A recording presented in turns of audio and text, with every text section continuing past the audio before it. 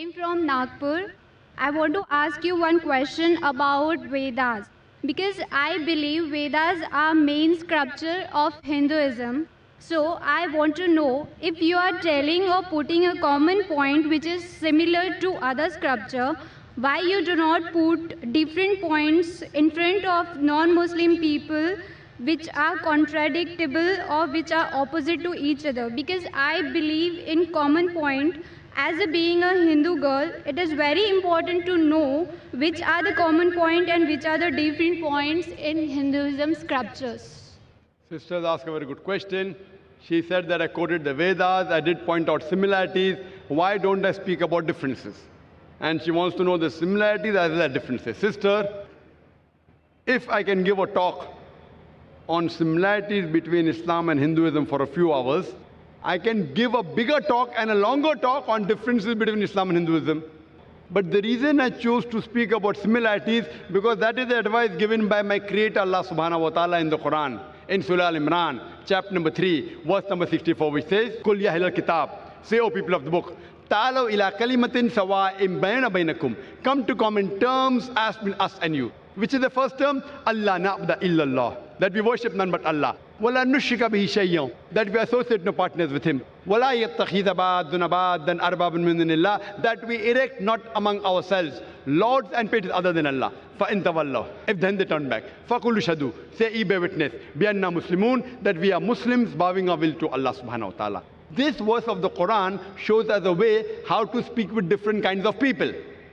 Come to common terms as between us and you. Which is the first term? The most important term is Allah na'budu illallah, that we worship none but one Almighty God.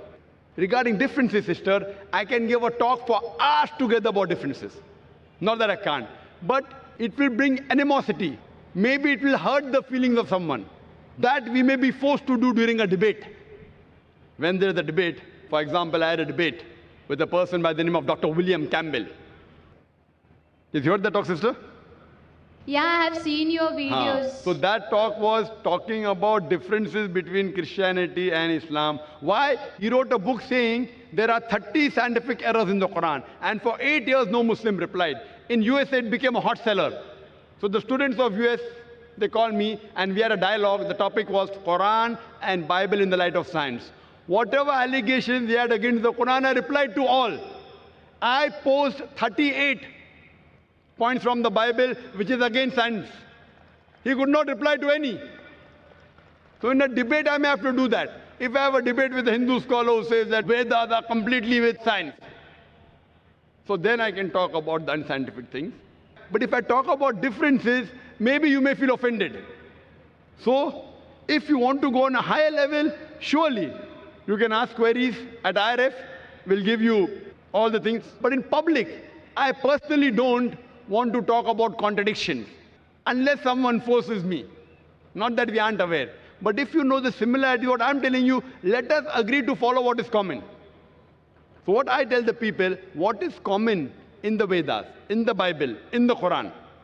Let everyone agree that at least one book is the word of God. Hindus will say, Veda is the word of God. Christians will say, Bible is the word of God. Muslim will say, the Quran is the word of God. I tell them a thing which everyone wouldn't mind agreeing. Let us agree to follow what is common. So when you follow the commonalities in the Vedas, in the Bible, in the Jewish scriptures, Talmud, in the Quran, we find all the scriptures say there's one God.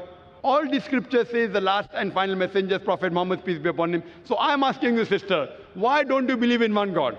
I want to ask you the question, sister. Do you believe there's one God? Yeah, I believe in one God. Do you believe, and do you believe, sister, that the last and final messenger is Prophet Muhammad, peace be upon him? Just because I am asking you the question, because it is very difficult to understand Quran and Vedas, and I am so much confused which scripture is more important for me to achieve to the God. I mean, to worship sister, to the God. Have you heard my lecture on similarities between Islam and Hinduism, or Muhammad Sallallahu Alaihi Wasallam in the Hindu scriptures? Have you heard that? Yeah, I have heard. Do you know that your scripture says that the last and final messenger is Prophet Muhammad, peace be upon him? Yeah. Do you know that? Yeah. So do you believe Prophet Muhammad is the messenger of God? Yeah, definitely. Do you believe? Yeah.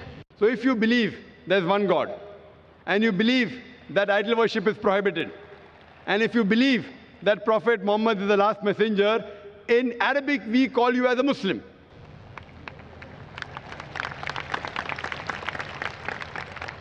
Sister, do you believe in one God? Yeah, I believe in one God. Do you believe there's no idol worship? Yeah. Do you believe that Almighty God has got no images? Yeah. You believe that? Yeah. And you also believe that Prophet Muhammad is the messenger of God. So what you have entered, you may not have gone very high, but by saying this, that there is no God but Allah, and Prophet Muhammad is a messenger, you indirectly become a Muslim. Muslim means a person who submits his will to God. So do you submit your... But I am indirectly Muslim, no? If Vedas telling the same thing and Quran telling the same thing, so Yes. which? If you're indirect also, no problem. Indirect also, you're most welcome. Whether you come direct or indirect, we welcome you, sister. Now, you know what is common. Now, if your Veda says that the last and final messenger is Prophet Muhammad, peace be upon him, and you have to follow him. So by following Prophet Muhammad, you're indirectly following the Vedas also. Then you have to find out what did Prophet Muhammad say. Then you have to read the hadith. But slowly, slowly. So now you're in nursery, then junior KG, then senior KG, then first standard, then you reach standard 10. But have you taken admission, I want to know. That do you agree that you're a Muslim? Muslim means a person who submits his or her will to God. Why it is important that the person who are believing in one God, he is called or she is called a Muslim? Yes, why? Muslim means a person who submits his will to God. And the first important creed to submit your will to God is believe there's one God, believe there is no idol worship, and believe Prophet Muhammad is the messenger. If you say this, that means you have agreed to submit. And then it takes time. Then you go to standard 1, then slowly you may know what is required about fasting, about charity, not to rob, not to steal. All this comes later. But do you agree to submit your will is important. And do you agree to follow the teachings of Prophet Muhammad is important. What I want to ask you, sister. Yeah, I agree. So would you like to say the Shahada?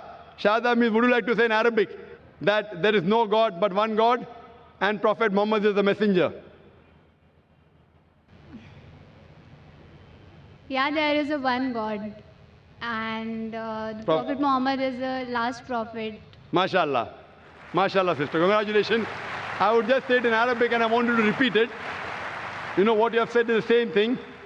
But I want to ask you, sister, is anyone forcing you to say this? No, no one. Is anyone putting pressure? No. It is completely out of your free will. Yeah. Okay, sister. I'll say in Arabic, just repeat it.